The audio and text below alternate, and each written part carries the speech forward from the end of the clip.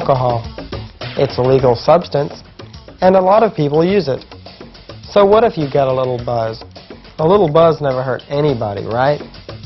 The truth is, the use of alcohol, as well as the abuse of it, can cause harmful effects on your body, which in turn directly affect your behavior. Now these effects obviously can reveal themselves after many years of repeated abuse. But did you know that they can also happen on a first-time basis? In this program, we will investigate how the use and abuse of alcohol affects your behavior and look at the potential short-term and long-term effects this drug has on your body.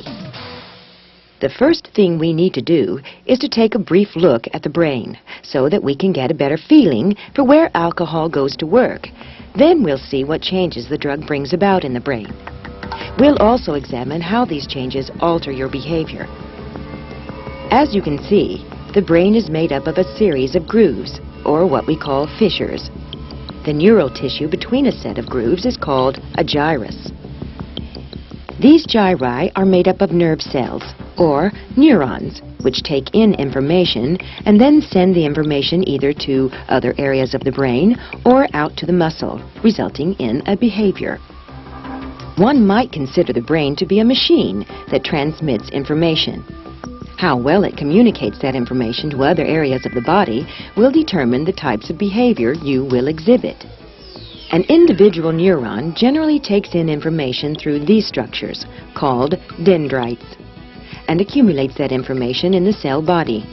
After making a decision as to what to do, the neuron sends that information down this long tube called an axon. This information is in the form of an electrical impulse and can only occur if ions can get in and out of the axon through the cell membrane. If these ions cannot pass in or out, then you have short-circuited the system and no message will be sent. Now let's talk about alcohol. The three most common types include methanol, isopropyl, and ethanol. Although all are dangerous and potentially deadly, methanol distilled from wood products has a very high probability of causing blindness in small doses and even death in moderately higher doses. Isopropyl, or rubbing alcohol, is a very common type of alcohol. When manufactured, this type of alcohol is mixed with acetone, wood alcohols, or hydrocarbons, making it equally as dangerous as wood alcohol. The substances in rubbing alcohol are toxic and lead to death in small doses. It is important to use this alcohol only as it is intended.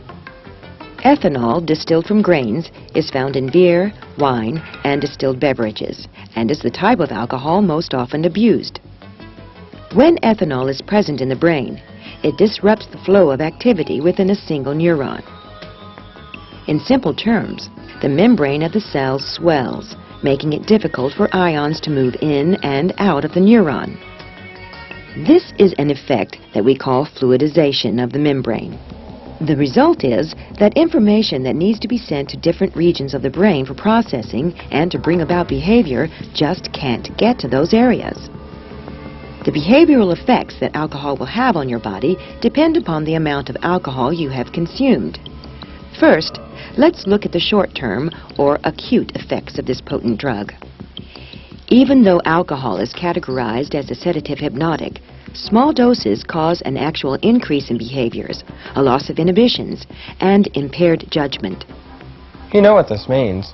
All of a sudden, a person starts acting in ways not normal for him or her, either because that behavior is socially unacceptable, dangerous, or even unlawful. But one thing is certain, there will be regrets the next morning. As if that isn't enough, as more and more alcohol enters your system, other things start to go wrong. Did you know that even with blood levels of alcohol well below the legal limits, that drowsiness may set in, or you'll experience times of delayed reaction, or you may find it difficult to pay attention. At these levels, your ability to perform complex tasks which require inputs from several different senses, becomes severely impaired.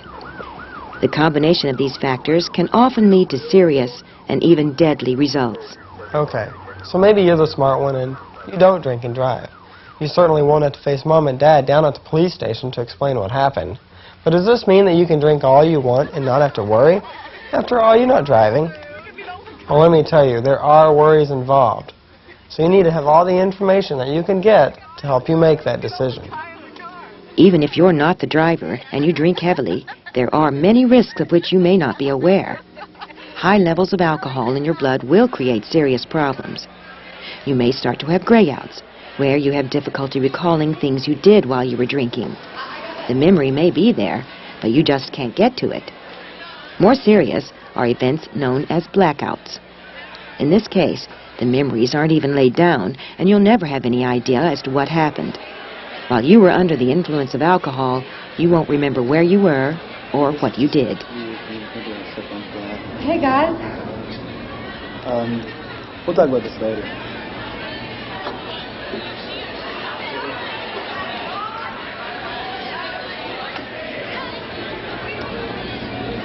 What is wrong with people today?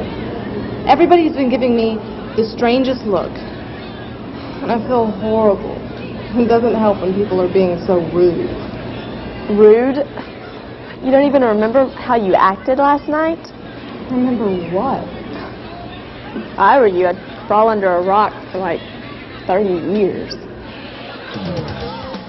Not only is it embarrassing, but you could be so vulnerable that you make yourself defenseless against someone who might take advantage of you.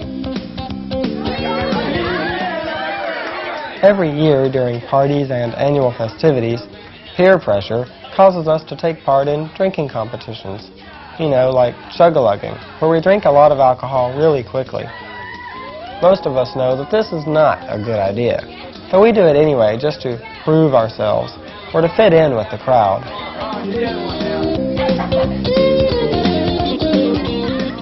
Now, we don't think about it, but this can lead to one of the most dangerous aspects of short-term alcohol use, acute alcohol poisoning.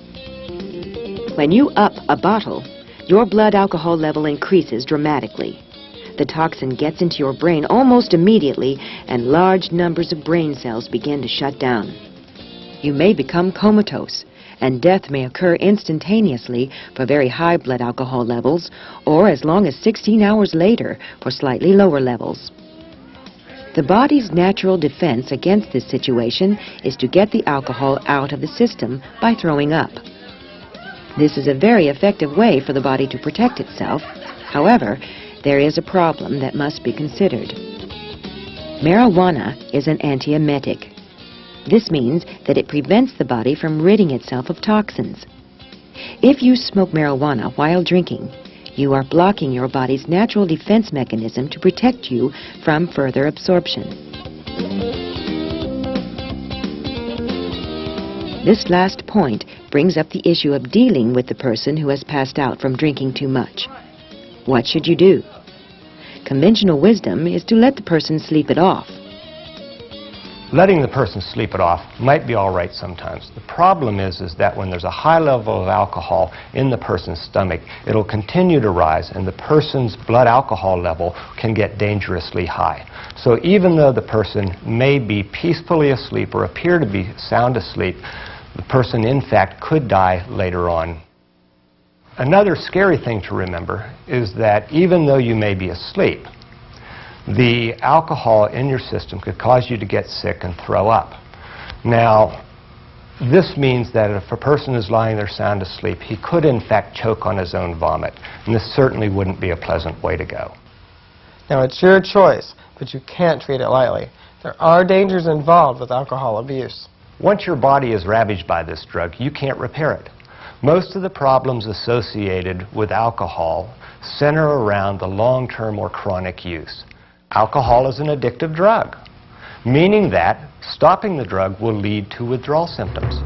Minor symptoms include reactions such as agitation and tremors, muscle cramps, nausea and vomiting, and irregular heartbeat. These symptoms may last for up to 2 days. The major symptoms are much more serious and last up to a week. They include increasing agitation, disorientation, confusion, and hallucinations. When we say hallucinations, we're not talking about the fun, dreamlike, cuddly bunny rabbit types. They're more like the kind that are your worst nightmare. It really is a terrifying experience. Furthermore, stopping alcohol cold turkey quite often will lead to seizures. Death occurs in a substantial number of these individuals when this happens. This is why it's so important to seek medical attention even before trying to kick the habit. Chronic use of alcohol can lead to a variety of other problems. First of all, the drug results in a reduction in blood flow to the brain. With less oxygen and fewer nutrients, there is damage directly to neurons and the supporting cells which supply nutrients to those nerve cells. This can eventually lead to the neurons actually being starved to death. Alcohol also acts as a desiccant, drying out the tissues. The net result of all these effects is a widening of the grooves of the brain and an enlargement of the ventricles which carry fluids throughout the brain. Out in the periphery of the body, away from the brain, damage also can be seen. The most common side effect is buildup of fat and scar tissue in the liver and the heart, conditions commonly known as cirrhosis of the liver and alcoholic cardiomyopathy. This weakens both organs and causes them not to function properly, if at all. There is also the problem of cancer.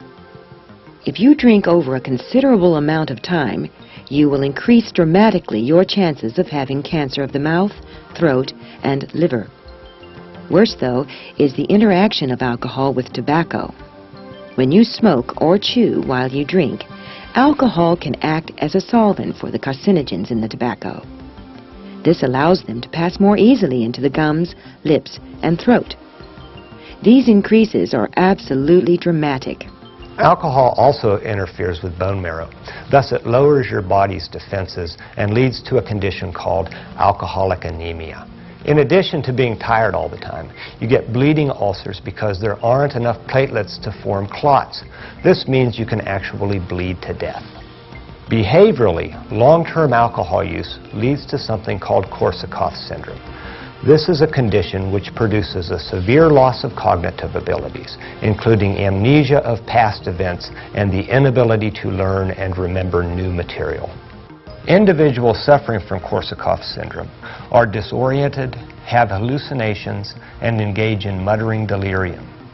Unfortunately, in alcohol-induced Korsakoffs, there is no recovery, and these individuals are forced to live out their lives in a state of psychosis, with no memory of the past and no ability to learn from the present.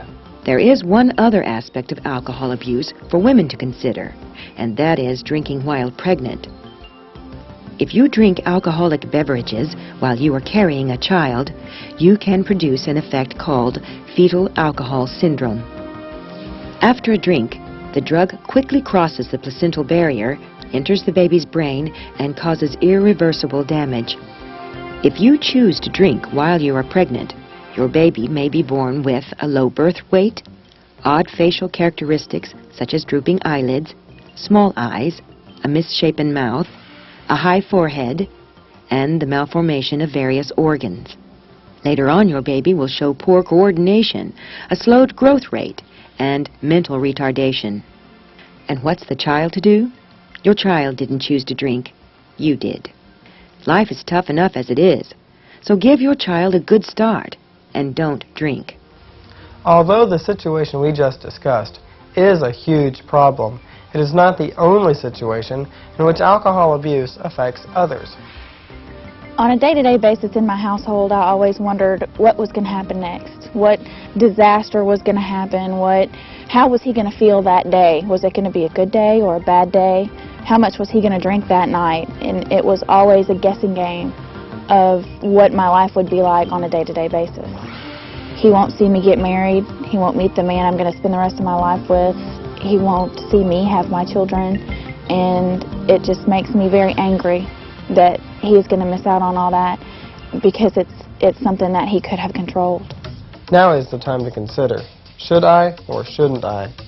Nobody's going to force you to drink. The decision is entirely yours, and you should be aware of the consequences on your body, your brain, and your behavior. If you feel you may have a problem with alcohol, contact your school counselor. your regional mental retardation facility, or your local chapter of Alcoholics Anonymous.